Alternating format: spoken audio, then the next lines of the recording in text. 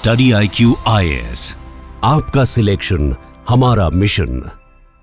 नमस्कार दोस्तों बहुत कम ऐसा देखने को मिलता है कि यूनाइटेड नेशंस की सिक्योरिटी काउंसिल के द्वारा इतने कड़े शब्दों का इस्तेमाल किया जाता है किसी पर्टिकुलर इंसिडेंट को लेकर। और यहां पर अगर आप देखेंगे तो पहलगाम जो टेरर अटैक हुआ था उसके बाद फाइनली यूएनएससी के द्वारा एक बहुत बड़ा स्टेटमेंट दिया गया है, वो मैं आपको आगे बताऊंगा। और उससे आपको पता चलेगा कि कैसे यहां पर जो भारत का दबदबा है, इस समय भारत यूएनएससी का मेंबर नहीं है, फिर भी आपको वो चीज जो प्रेशर है भारत की तरफ से वो देखने को मिलेगा। और सोचने वाली बात यह है कि इस समय अगर आप देखोगे तो यूएनएससी का मेंबर है पाकिस्तान। जी हां, मतलब कितना प्रेशर होगा पाकिस्तान पे इस समय कि उसको ना चाहकर भी ये स्टेटमेंट जारी करना पड़ा, वो मैं आपको आगे बताऊंगा। ये आप देख सकते हो खबर, strong message from UNSC after Pahalgam terror attack. तो थोड़ा सा इसको डिटेल में समझेंगे। देखिए, सबसे पहले तो आप सब जानते ही होंगे कि अब एकदम क्रिस्टल क्लियर हो चुका है कि जो पहलगाम टेरर अटैक हुआ था इसके पीछे एलईटी है। मतलब एलईटी को कौन यहां पर सपोर्ट करता है? ऑब्वियस सी बात है, पाकिस्तान।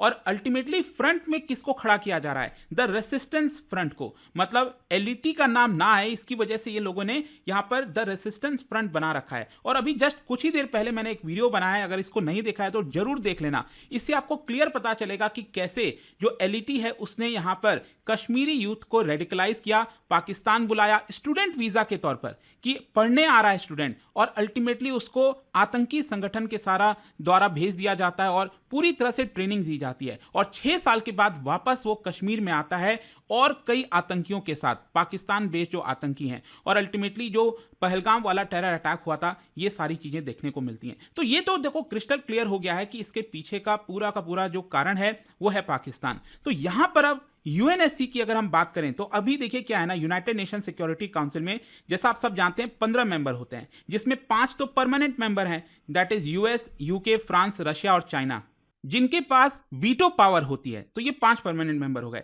फिर इसके अलावा हम सब जानते हैं 10 नॉन परमानेंट मेंबर भी होते हैं। मतलब वो यूएनएससी का पार्ट तो होते हैं लेकिन उनके पास वीटो पावर नहीं होती है। तो अगर आप देखिए तो भारत लास्ट टाइम इसका नॉन परमानेंट मेंबर कब बना था? 2021 और 2022 में। तो हम ऑलरेडी रह चुके हैं और बहुत जल्द 1-2 साल में हम फिर से अपॉइंट हो जाएंगे वहां पर। लेकिन अभी प्रेजेंट में अगर आप देखोगे 2025 और 2026 के लिए 2 साल के लिए पाकिस्तान यहां पर यूएनएससी का नॉन परमानेंट मेंबर है।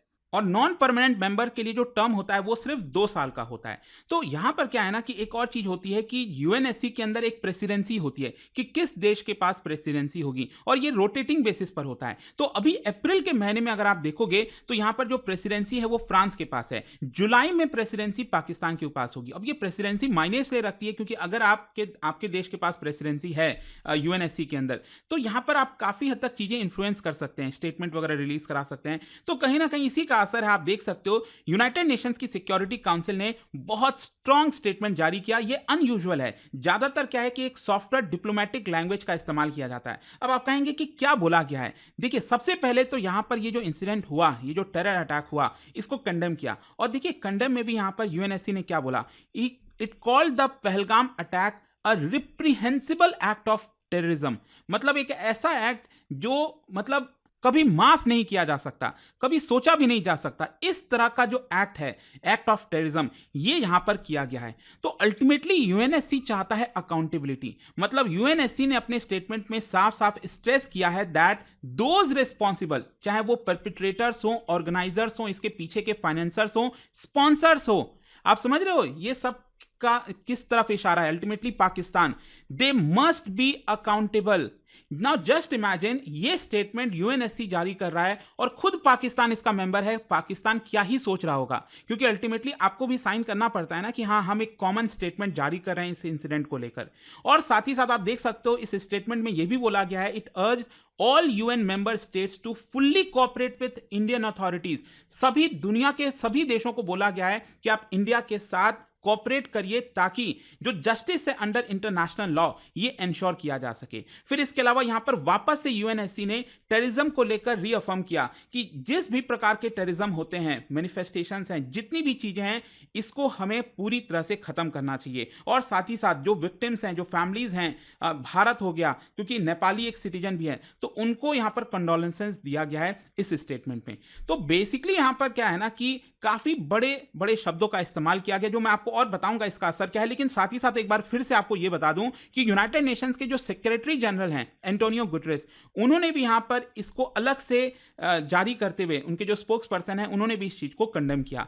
खैर, यूएनएससी का ये जो स्ट्रांग स्टैंड है ये क्या सिग्निफाई करता है, इसको ध्यान से समझिएगा। टिपिकली क्या है, यूनाइटेड नेशंस की सिक्योरिटी काउंसिल कंट्री स्पेसिफिक कंडेमनेशंस को अवॉइड करती है अनटिल अनलेस ये बहुत ज्यादा सीरियस ना हो। लेकिन यहां पर एक्सप्लिसिट जो रेफरेंस रखा गया है ना, कोऑपरेशन विथ इंडियन अथॉरिटीज, तो ये चीज कहना ये साफ दिखाता है कि जो डिप्लोमेटिक टिल्ट है वो किस तरह भारत की तरफ झुक गया है। कहीं ना कहीं भारत ने साफ साफ कर दिया होगा कि इससे कम हमें बर्दाश्त नहीं होगा। अब देखिए, ये रेयर यूनिटी भी आपको देखने को मिलेगी, क्योंकि यहां पर अगर चाइना चाहता तो ये जो स्टेटमेंट है उसको थोड़ा सा तोड़ मड़ोड़ करा सकता था, उसको कमजोर करा सकता था, या फिर वीटो कर सकता था कि हम स्टेटमेंट जारी नहीं करेंगे। लेकिन यहां पर चाइना नहीं कर सकता था। मतलब आप समझ रहे हो कितनी गंभीर स्थिति में है, मतलब कितना खतरनाक ये नेचर ऑफ अटैक था, जिसकी वजह से चाइना भी पाकिस्तान का इस समय साथ नहीं दे पा रहा है। और देखिए, कुछ कुछ खबरें तो ये भी आ रही हैं कि चाइना भी काफी परेशान है ये वाले इंसिडेंट को लेकर, क्योंकि आप अल्टीमेटली समझो इस पूरे रीजन के अंदर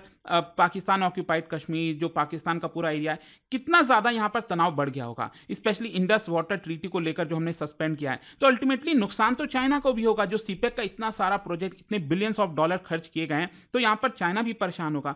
तो इसी की वजह से आपको एक रेयर यूनिटी यूएनएससी के अंदर देखने को मिलेगी। अल्टीमेटली क्वेश्चन ये है कि इसका इंपैक्ट क्या आएगा भारत पाकिस्तान रिलेशंस पर। डेफिनेटली भारत ने सभी पाकिस्तानी डिप्लोमेट्स को एक्सपेल कर दिया है, वीजा हो गया उसको बंद कर दिया, मिलिट्री यूनिट्स को हाई अलर्ट पर जारी कर दिया है। पाकिस्तान तो चीजों को डिनाई कर ही रहा है, जो कि वो हमेशा से करता आया है, लेकिन भारत ने साफ साफ कह दिया है कि इसके पीछे जो पूरा सपोर्ट है वो पाकिस्तान की तरफ से मिला है। लेकिन एक और चीज हुआ है यहां पर, अगर आप देखोगे तो ग्लोबल सिंपैथी भारत के लिए काफी तेजी से बढ़ी है। UN, USA, France, UK, Russia, in fact आज सुबह मैंने एक वीडियो बनाया था जहां पर आपको एक्सप्लेन किया था कैसे अमेरिका इस समय पूरी तरह से बैकिंग कर रहा है मेरी भारत को। फॉर एग्जाम्पल, जो डीएनआई की चीफ है तुलसी गबार्ड, मतलब जो पूरी इंटेलिजेंस एजेंसीज हैं अमेरिका में, वो इनके अंडर में आती है। तो आप देखिए उन्होंने क्या कहा, we are with you and support you as you hunt down those responsible for this heinous attack. मतलब ये साफ साफ कह रहा है अमेरिका कि आप हंट डाउन करो, आप पकड़ो, मारो उनको जिसने भी ये सारी चीजें करवाई हैं। तो अल्टीमेटली इतना प्रेशर हो गया पाकिस्तान पे। आप देखिए, कुछ देर पहले यहां पर खबर आई थी कि पाकिस्तान के जो डिफेंस मिनिस्टर हैं वो कह रहे हैं he is ready to cooperate, और उन्होंने अर्ज किया है इंटरनेशनल प्रोब के लिए। देखो, पाकिस्तान यहां पर जानबूझकर चाहेगा, टैक्टिक्स प्ले करने की कोशिश करेगा कि इंटरनेशनल रोल यहां पर बढ़ जाए, कोई थर्ड पार्टी का मीडिएशन यहां पर हो, जो कि भारत बिल्कुल भी एक्सेप्ट नहीं कर सकता। खैर, इसका ब्रॉडर इंप्लीकेशन क्या है? देखो, इंप्लीकेशन इसका यह है कि ये जो अटैक हुआ और जो यूएनएससी के द्वारा रिएक्शन आया है, इसकी वजह से यहां पर और प्रेशर पड़ेगा एफएटीएफ के ऊपर कि पाकिस्तान को वापस से इस लिस्ट के अंदर डाला जाए। और मैं आपको बता दूं, बहुत जल्द यहां पर मीटिंग होने वाली है एफएटीएफ की, एंड मोस्ट प्रॉब्ली पाकिस्तान को वापस से इसके अंदर डाला जा सकता है। फिर इसके अलावा यहां पर भारत जो है वो डिप्लोमेटिक सपोर्ट ले सकता है पूरे दुनिया का, ताकि एलओसी के ऊपर और हम टफ एक्शन ले सके पाकिस्तान पर, इकोनॉमिक रिटेलिएशन कर सकें। मतलब अभी कोई और देश कुछ बोल नहीं पा रहा। आप समझिए, इंडस वाटर ट्रीटी जहां पर वर्ल्ड बैंक ने मीडिएटर का रोल प्ले किया था, तो भारत ने कह दिया हम सस्पेंड कर रहे हैं। दुनिया में कोई देश नहीं है जो कि ये बोल पाए कि हाँ भारत गलत कर रहा है। तो यहां पर आप समझ लो ये प्रेशर का काम है, और साथ ही साथ लीगल एक्शन, चाहे यूएन के बॉडीज हो, इंटरनेशनल कोर्ट ऑफ जस्टिस हो, वहां पर हम पाकिस्तान के खिलाफ ये एक्शन ले सकते हैं। खैर, इसके अलावा जाने से पहले मैं आपको एक और इंपॉर्टेंट चीज बता दूं। देखिए, भारत सरकार की तरफ से जो आईएनबी मिनिस्ट्री है, इंफॉर्मेशन एंड ब्रॉडकास्टिंग मिनिस्ट्री, उन्होंने एक बहुत इंपॉर्टेंट नोटिफिकेशन जारी किया। आप देख सकते हो ट्विटर पर, यहां पर 2 पेज का पूरा एक नोटिफिकेशन जारी किया है। उसमें बोला है मीडिया को सतर्क रहने के लिए, मतलब media must avoid live telecast और dissemination of details about ongoing defence operation. कोई भी अगर डिफेंस ऑपरेशन वगैरह हो रहा हो, भारत सरकार कंडक्ट कर रही है, हमारी आर्मी कंडक्ट कर रही है, उसको दिखाने से रिफ्रेन करिए, आप उसको लाइव टेलीकास्ट मत करिए। जैसे कि फॉर एग्जांपल ट्रूप्स की मूवमेंट, अगर सपोज सड़क से या फिर रेलवे से कहीं से अगर ट्रूप्स एक जगह से दूसरे जगह जा रहे हैं, ट्रूप्स की पोजीशनिंग कहाँ है, वेपन्स कौन से यूज इस्तेमाल हो रहे हैं, टैक्टिक्स एम्प्लॉय कौन सा किया जा रहा है, तो ये सारी चीजें मीडिया को नहीं बताना है। ये साफ साफ आईएनबी मिनिस्ट्री ने कह दिया। अगर ऐसा कोई वॉलेशन होता है तो ब्रॉडकास्टिंग रिस्ट्रिक्शंस लगाया जा सकता है, लाइसेंस सस्पेंड किया जा सकता है, लीगल एक्शन लिया जा सकता है। और साथ ही साथ ये बोला गया है कि देखिए, अगर आपको कुछ दिखाना है, कोई फोटोज वीडियोस दिखाना भी है, तो जब तक आर्म्ड फोर्सेस की तरफ से क्लियरेंस ना मिल जाए तब तक आप मत दिखाइए, टाइम लैग के बाद दिखाइए, जब वो इवेंट हो जाए उसके बाद आप भले ही दिखा दो। अब देखिए ये क्यों किया जा रहा है, जाहिर सी बात है कि अगर रियल टाइम इंफॉर्मेशन टेररिस्ट के हाथ में आया, पाकिस्तान के हाथ में आया, तो वो हमारे सिक्योरिटी फोर्सेस को ट्रैक कर सकता है, रीइंफोर्समेंट टीम जो है वो टारगेट कर सकता है हमारी, फिर इसके अलावा यहाँ पर फर्दर प्लान कर सकता है अटैक करने के लिए।